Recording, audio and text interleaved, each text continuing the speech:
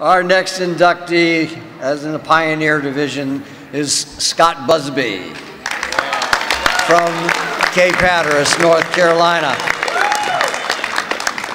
Scott Busbey started surfing in Cocoa Beach at 4th Street South in '65 and '66. His first surfboard was an East Coast West. Now, that's a strange name. Purchased at a shop in Satellite Beach for 75 bucks. He grew up in the late '60s, transitioning from longboards to shortboards, and new designs are impossible for a young kid to keep up with. He still went out and bought a longboard, then stripped the glass off and tried to re-glass it. So that's where it all started. And my conversations with Scott was, where he is today was never a lifelong plan. It was not an ambition. He didn't think that this is what I want to do. All the things that happened in his life is simply amazing, and I wish I had more time to tell the story how it all came together, but it all happened by happenstance. And Scott Busbey is one of the most renowned surfboard shapers and builders in the Outer Banks of North Carolina and on the East Coast by happenstance. And it's simply amazing.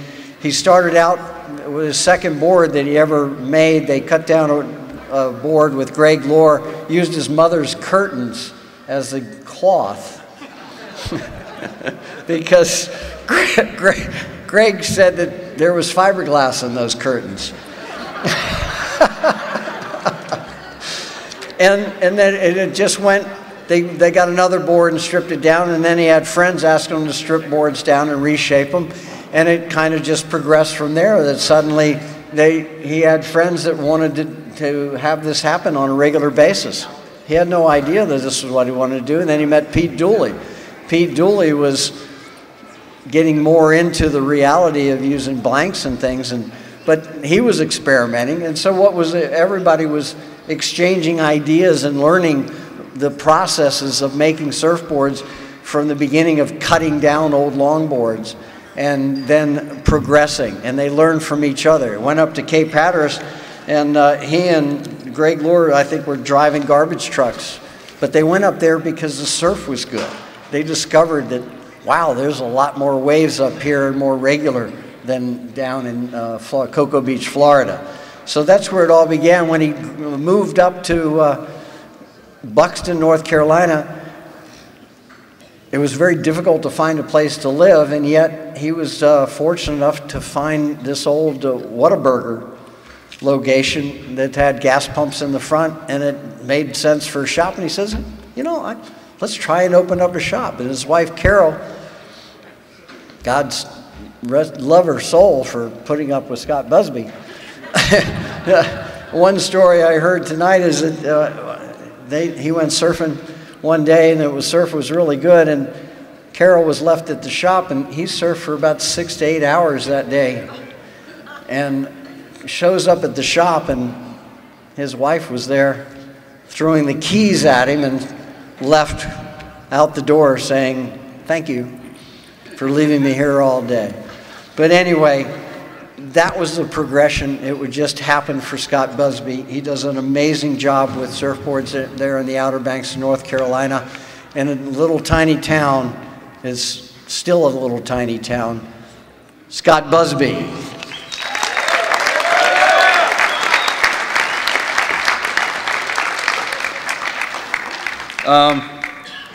First of all, thanks, Hunter, for introducing me there. It's a long learning process, and I'm still learning today. I still really enjoy every bit of it. I've been very fortunate to meet some people along the way that I've worked with. I'd like to thank my mother. First thing I learned from her was that resin dripped on the concrete floor of your garage does not come up very easily, and it chips up the concrete floor. And she was not very happy about it, but we learned a little bit along the way. I ended up meeting a guy named Rick Holt. He was living in a trailer park down at 16th Street, building a few boards, and got to know him, and we were doing a few things together, and he introduced me to Pete Dooley. Pete was, as he said, Pete was shaping and doing a few things. He had a cardboard factory out behind his house. He used 2x4s, and you put cardboard around it, and you wrap plastic over it so it didn't rain, and you run a wire from your electric cord from the house to run the thing. That's how you would do it. And we did that for a while, and I heard somebody talk earlier about all the snowbirds that come down, and they did, and I got to meet a lot of those guys, and I met somebody named Ted Brantley. He's my friend today. I love him. He took me up to New Jersey with him. That's where he introduced me to Hatteras on the way, first time I ever surfed in Hatteras. And he took me up to New Jersey, and I worked there for a summer for a guy named Chuck Kuhns. And Chuck's where I really got to get into board building and learn a lot. He taught me a lot about the whole process from everything. I had a great summer up there. I met Gary Germain there, surfed with a lot of guys. And then I went back to Florida, hooked back up with Pete. Pete and I started building boards together. We built boards called Pete Dooley S. Busbey Contact. And we had a really good time doing that for a while. And someone else came into our life. His name was George Easley. And with George, we came along with natural art. And like he said, it was Greg that came along a little bit later in natural art. And he introduced us to Tommy Moss and Richard Price. And we built natural arts up in Hatteras for 1 year, and boy, it was great. We had a really good time.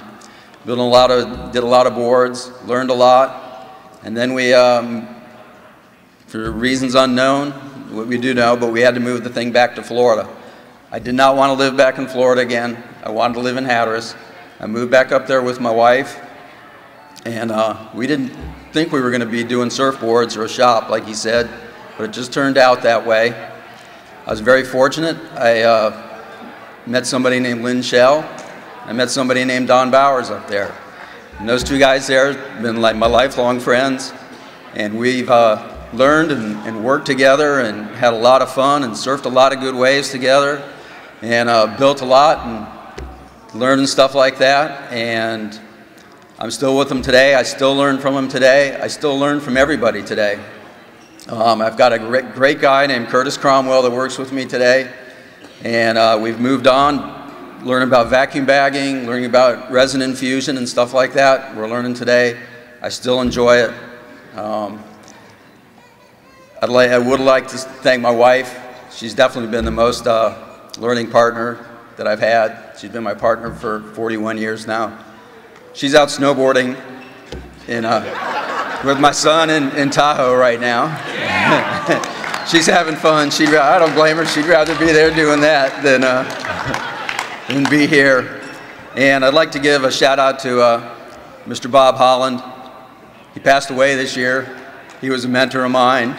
I miss him, and I think the world of him. Thank you.